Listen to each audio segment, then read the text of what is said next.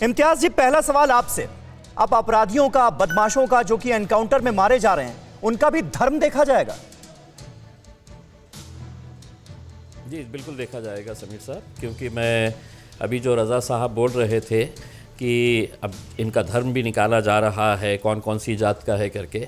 अगर ये ठोक दो की पॉलिसी है, इनको मैं बताना चाहता हूँ कि ये मुल्क जो है ये जमहूरियत है, कोई डिक्टेटरशिप नहीं है। यहाँ पर रूल ऑफ लॉ चलता है। यहाँ पर किसी मुख्यमंत्री के हथियार और किस तरह की जमहूरियत का तस्वुर आप कर रहे हैं जिसमें खुलेआम अपराधियों को छूट दे दी जाए?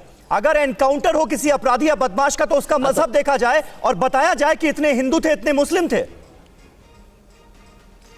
तो एक काम करिए ना समीर साहब, आप अपने चैनल के ऊपर है तो तमाम इस मुल्क के जितने भी सुप्रीम कोर्ट के जजेस हैं उनको बुलाइएगा और उनको कह दीजिएगा कि आप अदालतें बंद कर दे, पुलिस स्टेशन बंद कर दे, और जिसकी भी सरकार रहेगी वो हथियार लेकर है तो बिल्कुल एनकाउंटर करते घूमे करके उसके इम्तियाज साहब, आप घुमाने की कोशिश मत करें, घुमाने की कोशिश मत करें, क्योंकि आपको सीधा बोल रहा हूं। अगर आपको सीधा समझ में नहीं आता हो तो मैं घुमा भी सकता हूं। सुनिए ना इम्तियाज जी, मैं अपनी बात कह लूं।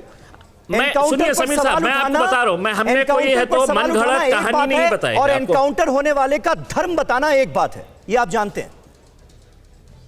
बोलिए। नहीं, हम आपको ये कह रहे हैं कि अगर इस मुल्क के अंदर कोई रूल ऑफ लॉ है या नहीं है। बिल्कुल है। क्या आदित्यनाथ साहब अब मुख्यमंत्री है, उसके बाद कोई दूसरा मुख्यमंत्री आएगा तो वो भी है तो गोली लेकर घूमेगा कि उसके अंदर कौन है? ये आरोपी है, चलो ठोक दो, ये आरोपी है, चलो ठोक दो। तो फिर इसके अंदर अगर यही ठोक दो अगर रहेगा तो मैं आपसे ये सवाल कर रहा हूं, तो फिर ये अदालतें किस काम की है, पुलिस किस काम की है, इन्वेस्टिगेटिंग एजेंसीज किस काम की है? ये पॉलिसी जो है ये किसी जमहूरी मुल्क की नहीं है। और हम अगर कोई आंकड़े दिखा रहे हैं तो हम आपको आंकड़े इस हिसाब से बता रहे हैं कि क्या वजह है कि पिछले 3 सालों के अंदर इतने ज्यादा एनकाउंटर्स हुए हैं। और अगर एनकाउंटर हुए हैं तो हमने आंकड़ों के साथ, अरे भाई एनकाउंटर कितने ज्यादा हुए हैं ये सवाल हो गया पीछे, और आगे कर दिया असदुद्दीन ओवैसी साहब ने इस सवाल को कि मारे गए बदमाशों में से जिनका एनकाउंटर हुआ उसमें से 37% थे मुस्लिम।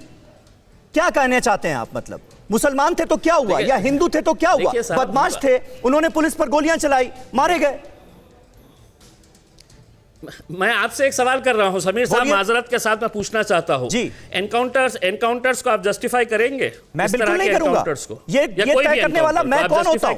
मैं कौन होता हूं? अगर फेक एनकाउंटर कहीं हो रहा है तो इसका फैसला अदालतें करेंगी।